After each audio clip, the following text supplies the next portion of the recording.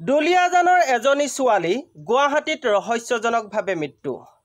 ছোৱালীজনীৰ মৃত্যুৰ পাছ মুহূৰ্তত প্ৰত্যক্ষদৰ্শীসকলৰ মতে ছোৱালীজনীৰ মুখত তেজ ওলাই আছিল আৰু মুখৰ সন্মুখতে এটা ফেনাইলৰ বটল ৰখা হৈছিল। আচলতে এইটো আত্মহত্যা নে হত্যাকাণ্ড, এয়াও এটা ৰহস্যজনক বিষয়। প্ৰিয় বন্ধু বান্ধৱীসকল, আপোনালোকৰ বাবে লৈ আহিছোঁ এটা গুৰুত্বপূৰ্ণ প্ৰতিবেদন শেষলৈকে চাব। আৰু যিসকলে নতুনকৈ আহিছে সেইসকলক কৈছোঁ, প্লিজ চেনেলটো ছাবস্ক্ৰাইব কৰি দিব। লগতে প্ৰতিবেদনসমূহ যদি ভাল পায় তেনেহ'লে লাইক কমেণ্ট শ্বেয়াৰ কৰিবলৈ একেবাৰে নাপাহৰিব। তেনেহ'লে পলম নকৰোঁ, আহক প্ৰতিবেদনটোৰ মাজলৈ যাওঁ। নমস্কাৰ, স্বাগতম নিউজ 18 অসম নৰ্থ ইষ্টৰ পোনপটীয়া সম্প্ৰচাৰৰ মাজলৈ ষ্টুডিঅ'ত মই প্ৰাঞ্জল। অতি দুৰ্ভাগ্যজনক ঘটনা। দুলীয়াজানৰ পৰা এগৰাকী যুৱতী অসমলৈ আহিছিল ভৱিষ্যতৰ সপোন দেখি।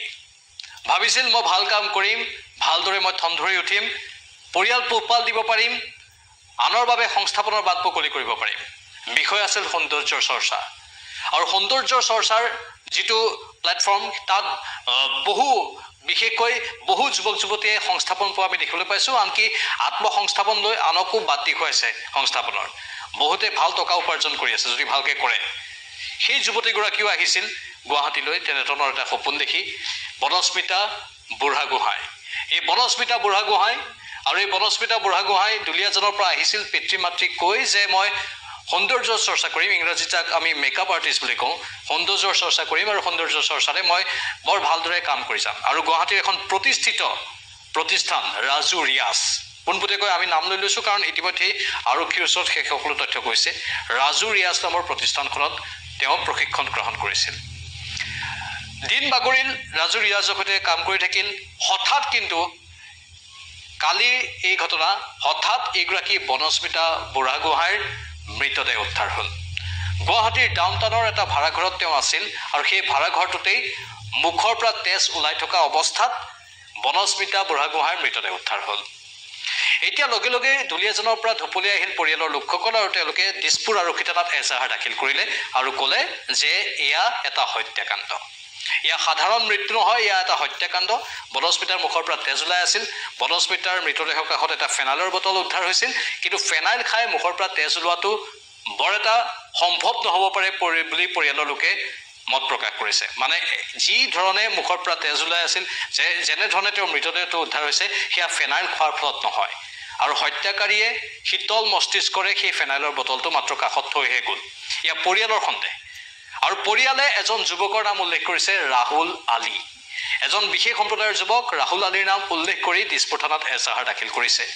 ৰাজু ৰিয়াজ নামৰ যিখন প্ৰতিষ্ঠান আছে য'ত সৌন্দৰ্যৰ চৰ্চা কৰা হয় বা সৌন্দৰ্য চৰ্চাৰ প্ৰশিক্ষণ দিয়া হয়, সেই প্ৰতিষ্ঠানখনত এইগৰাকী বনস্মিতা বুঢ়াগোহাঁইৰ মোবাইল ফোনৰ লোকেশ্যন পোৱা গৈছে। যিটো আইফোন ব্যৱহাৰ কৰে বনস্মিতা বুঢ়াগোহাঁইয়ে, সেই মোবাইলৰ লোকেশ্যনটো কিন্তু ৰাজু ৰিয়াজত পোৱা গৈছে মৃত্যুৰ পাছত।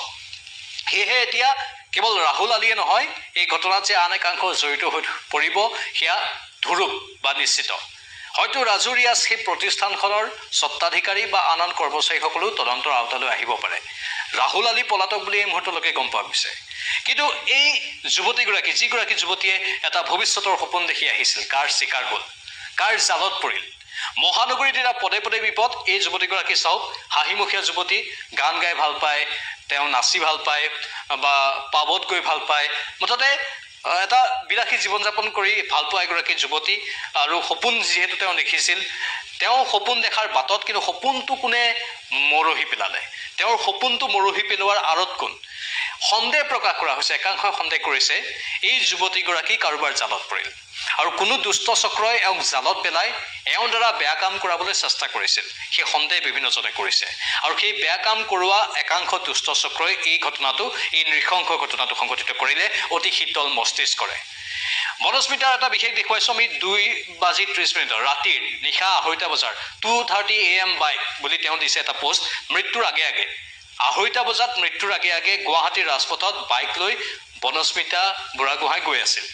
পিছফালত হয়তো কোনোবাই বহি আছিল তেওঁৰ পিছফালৰ চিটত সেই পিছফালৰ চিটৰ পৰা কোনোবাই মোবাইলত সেইখিনি ফটো সংগ্ৰহ কৰিছিল আৰু এয়া বনস্মিতা আন এটা বিশেষ ৰিলছ তেওঁ গান গোৱা অৱস্থাত আৰু এইটো সেই বিশেষ ৰিলছটো 2:30 AM বাইক গুৱাহাটী মহানগৰীৰ ৰাজপথত বুলি তেওঁ উল্লেখ কৰিছে 2:30 বজাত পুৱতি নিশা 2:30 বজাত গুৱাহাটীৰ ৰাজপথত বাইক চলাই এয়া বনস্মিতা মৃত্যুৰ আগে আগে সেইদিনাখন তেওঁৰ পিছৰ চিটত কোন আছিল অথবা তেওঁ কোনে হত্যা কৰিলে যদি সঁচাকৈ হত্যাকাণ্ড হয় আৰক্ষী তদন্ত চলাই আছে ৰাহুল আলী কোন ৰাহুল আলী ক'ত কিয় বিখ্যাত বনস্মিতাৰ সৈতে কি সম্পৰ্ক আছিল ৰাজু ৰিয়াজৰ প্ৰতিষ্ঠানৰ ফালৰ পৰা এতিয়ালৈকে কিয় প্ৰতিক্ৰিয়া অহা নাই অথবা কোন দুষ্ট চক্ৰৰ প্ৰৰোচনাৰ বলি হৈছিল এগৰাকী বনস্মিতা কোনে প্ৰৰোচিত কৰিছিল বা যিটো অভিযোগ একাংশ উত্থাপন কৰিছে তেওঁৰ সতীৰ্থ বা পৰিয়ালৰ লোকেও আওপকীয়াকৈ কথাটো কৈছে যে এটা দুষ্ট চক্ৰই তেওঁক বেয়া কামত ব্যৱহাৰ কৰিবলৈ চেষ্টা কৰিছিল সেই দুষ্ট চক্ৰটো কোন মহানগৰীত এতিয়া পদে পদে বিপদ গুৱাহাটী মহানগৰীত এতিয়া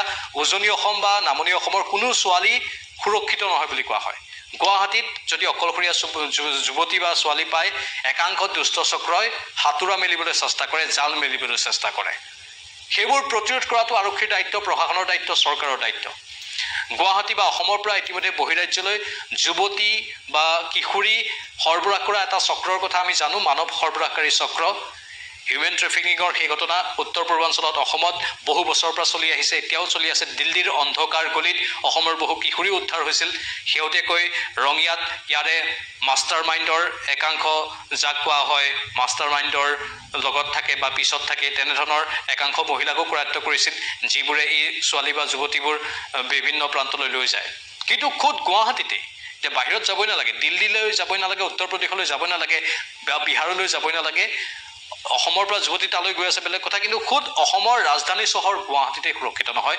অসমৰে যুৱতী অসমৰে ছোৱালী অসমৰে কিশোৰী কোনে সুৰক্ষা দিব এওঁলোকক বেয়া কামত নিয়োগ কৰিবলৈ কোনে চেষ্টা কৰি থাকে কোন এওঁলোকৰ টাৰ্গেটত থাকে সদায় কোনে এওঁলোকক বেয়া কাম কৰিবলৈ প্ৰৰোচিত কৰে কোনে ধনৰ লোভ দেখুৱায় কোনে বিলাসী জীৱনৰ লোভ দেখুৱায় একাংশ ইউনিসেক্স পাৰ্লাৰ যি পাৰ্লাৰসমূহত বেয়া কাম হোৱা বুলি অভিযোগ উত্থাপন হৈ থাকে সেই ইউনিসেক্স পাৰ্লাৰবোৰৰে কোনোবা লোক জড়িত নেকি এই ইউনিসেক্স পাৰ্লাৰবোৰত বেয়াৰ পৰা বেয়া কামবোৰ হয় বন্ধ কোঠাত কি হয় কোনেও নাজানে এই ইউনিসেক্স পাৰ্লাৰবোৰৰ কৰ্তৃপক্ষ বা ইউনিসেক্স পাৰ্লাৰবোৰৰ স্বত্বাধিকাৰ তেওঁলোকো জগৰীয়া নেকি এই প্ৰশ্নবোৰ এতিয়া উঠিছে কোন এইটো বাহিৰে ৰংচং ভিতৰে কোৱা ভাতুৰি কোন এইটো মুখা পিন্ধা ভদ্ৰলোক কোন এইবোৰক চিনাক্ত কৰাটো প্ৰয়োজন আৰু বনস্মিতা বুঢ়াগোহাঁই এগৰাকী হয়তো সম্ভাৱনাময় যুৱতী আছিল অথবা তেওঁ কোনোবাই বেয়া কাম কৰিবলৈ প্ৰৰোচিতও কৰিছিল কিন্তু এগৰাকী যুৱতীৰ অকাল মৃত্যু হৈ গ'ল